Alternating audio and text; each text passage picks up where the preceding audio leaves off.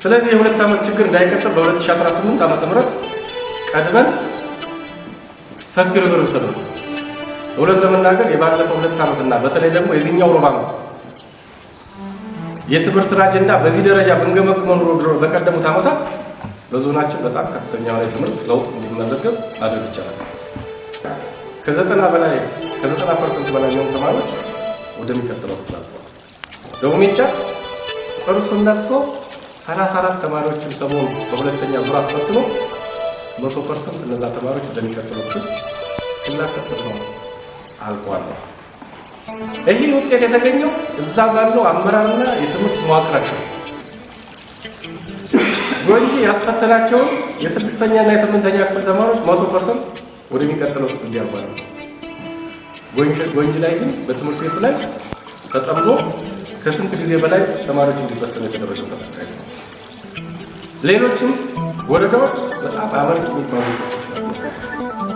እዚህ ብታያቸው 12ኛ ክፍል ተማሪዎች ካስፈተናቸው 2000 የማይሞሉ ተማሪዎች ውስጥ 10,000 እና 15,000 ካስፈተኑ ዞኖች ጋር ተወዳድረን 9 ተማሪዎች ቶፕ ስኮረር ሆነው ተሸላሚ ሆነዋል። ከ9 ውስጥ ደግሞ 547 ሳህለ ምረት የሚባል ከልማና ይመጣ ዲሴብል ወይም ስፔሻል ግን ስፔሻል ሆኖ ከዞናችን ሁለተኛው ከፍተኛ ውጤት ያስቆጠረና በክልሉ በልዩ ሁኔታ ሽልማት ይበረከትለት ይላል። እዚህ አጋጣሚ ለይልማና ዴንሳ ወረዳ ብዙ ተማሪዎችን በማሳለፍ በሁሉም ላይ ግንባር ቀደም ወረዳ ስለሆነ ሞራል ሰጥቶ ይበረከት። ሌላው በዚህ በኩል ብታያቸው የ8ኛ ክፍልና የ6ኛ ክፍል ናቸው። አሁን እዚህ ላይ ሶስቶቹ ቶፕ ስኮረር መርጠው ሰሜን አቸፈር ሌበን ላይ በክልሉ ከተመዘገበው ከፍተኛ ውጤት በመንግስት ትምህርት ቤቶች የመጀመሪያ ውጤት ነው ተመዝግቧል። ስለዚህ ለሰሜን አቸፈር አሁን የምነግራችሁ ፋክት ነው። የስቲም ተማሪዎች ባህር ዳር አካዳሚ፣ ባህር ዳር ዩኒቨርሲቲ ምናምን ያስፈትናቸዋል። እነሱ ጋር ነው የተወዳደረው የተማሪ ማለት ነው። ስለዚህ እንዲህ አይነት ተማሪዎች የምናገኝበትን ዞን በእንዴት አይነት አግባብ እየተጎዳ እንደሆነ የተወሰነ መረጃ እንዲኖራችሁ ለማቅረብ ተፈልጎ ነው። ስለዚህ እነዚህ ውጤቶች ለማምጣት ጥረት አድርጋቸዋል። በዚህ በቁጥራችን ዝቅተኛ ብንሆንም ግን ካስፈተናቸው ተማሪዎች የተሻለ ነገር መጥቷል። መምህራን ላይ ከፍተኛ የሆነ የስነ ልቦና ጫና ደርሷል። ስለዚህ ከክልሉ መንግስት ጋር እና ከፌዴራል መንግስት ጋር በመተባበር ከ3000 በላይ የሚሆኑ የሁለተኛ ደረጃ ትምህርት ቤትና የአንደኛ ደረጃ ትምህርት ቤት ርዕሳነ መምህራኖች የአቅም ማጎልበቻ ስልጠናዎች እንዲወስዱ ተደርጓል። በጣም የሚገርመው ደግሞ በዩኒቨርሲቲ ውስጥ የአቅም ማጎልበቻ ፈተናው ወስደው ባህር ዳር ዩኒቨርሲቲ ከፍተኛ ቁጥር የአቅም ማጎልበቻ ስልጠና የወሰደ ዞን በሰመመራን ታግዙኛለች ሰሜን ጎጃም። ከዛም ደግሞ የውጤት አናላይሲስ እንደጨረስን ወደፊት የምናቀርበው ነው። የብቃት ፈተናው ከሰማው ተፈትኖ ከፍተኛ ቁጥር ይመጣል። አሁን እኛ በተማሪዎች ብቻ ሳይሆን በሱፐርቫይዘርና በመምህራን የበቃ የትምህርት ባለሙያና አመራር ያለበት መሆኑን ለማሳየት ብዙ ሱፐርቫይዘሮቻችን 90 እና በላይ አመጣዋል። አብዛኛው የብቃት ፈተና ሲባል ሰው ይፈራዋል። ግን በሁለት ወር ባልሞላ ትምህርት በ25 ቀን ተፈትነው አጥንተው አብዛኞቹ የተሻለ ውጤት እንዲያመጡ አድርገዋል። ይሄ የፌዴራል መንግስቱ ለክልሉ በልዩ ሁኔታ ያመቻቸው።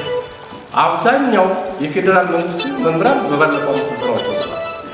እንደኛ ክልልና እንደኛ ዞን ግን በዚህ ዓመት ልዩ ትኩረት ተሰጥቶ እንዲወስዱ ተደርጓል። ይሄ ብቻ ሳይሆን ጎንጂ፣ ደቡብ ሜጫ፣ ሰሜን ሜጫ አካባቢ ከፍተኛ የሆነ ጫና ስለነበረ የሳይኮሎጂ የስነ ልቦናና ዲፕሬሽን በመርሶቻችን ላይ ከፍተኛ ስለነበረ እነዚህ ለይተን በዩኒቨርሲቲ መምህራንና በጤና ባለሙያዎች ስልጠናዎች እንዲሰጧቸው ተደርጓል።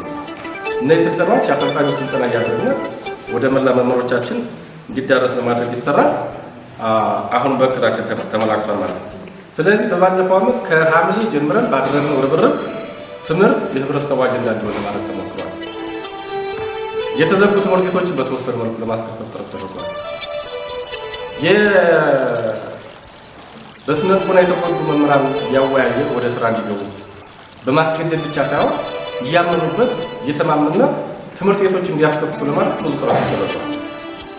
እስካሁን ባለው ጊዜ 7% የሚሆኑት መምህራን ወደ ትምህርት ቤቶቻቸው ገብተዋል።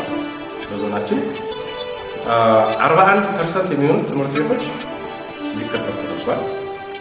በዚህ አጋጣሚ በ2018 በጀት ዓመት ለትምህርት ስራችን መሳለጥ ተቋማት እንዲከፈቱ ማድረግ መምህራን ደፍረው ወደ ትምህርት ቤት እንዲገቡ ማድረግ በጣም ሆሊስቲክ የሆነ እንቅስቃሴ እያደረገ ያለ የባህር ዳር ዙሪያ ወረዳ እስካሁን ባለው ሂደት 100% ትምህርት ቤቱንና 40% ተማሪዎችን መዝግቦ በዚህ በተሰጠችው እስከ 15 ደግሞ ተማሪዎች 100% ለማስፈጸም የወረዳው ኮር አመራሮችና መዋቅራቸው ልዩ አጀንዳ ተክለው ማለት ነው ታርጌት አድርገው እየሰሩ የባህር ዳር ዙሪያ ወረዳ ከሁሉም በበለጠ ደግሞ በዚህ ዓመት ልዩ ምስጋና ያስፈልገዋል ማለት ነው።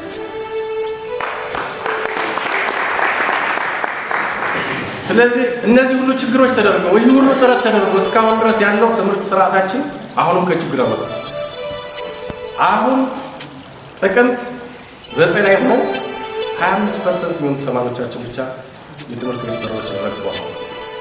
ስለዚህ 75% የሚሆኑ ተማሪዎቻችን አሁን ወደ ትምህርት ቤት አሉ። እነዚህን ችግሮች ታሳቢ በማድረግ በተደራጀ መልክ የንቅናቄ መድረክ እና የቀጣይ የስራ ስምሪት መስጠት ስላስፈለገ ይህን መድረክ ማዘጋጀት አስፈልጓል።